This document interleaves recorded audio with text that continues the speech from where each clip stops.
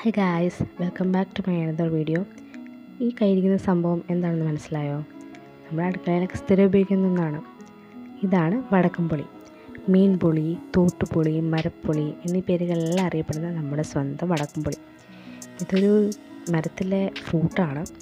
ഇതിൻ്റെ ആ ഫ്രൂട്ടിൻ്റെ ആ തൊലി ഭാഗമാണ് എടുത്ത് ഉണക്കുന്നത്. അമ്മയൊക്കെ പറയാറുണ്ട് ഇത് പുകാറയിലാണ് ഉണക്കുന്നത്, ഒരുപാട് കറയൊക്കെ ഉള്ളതുകൊണ്ടേ. അതുപോലെ തന്നെ ഇതിൻ്റെ വിത്ത്, ഇല, തൊലി എല്ലാം ഔഷധയോഗ്യമാണ് കേട്ടോ. ഒരുപാട് ഔഷധ ഗുണങ്ങളുള്ളതാണിത്.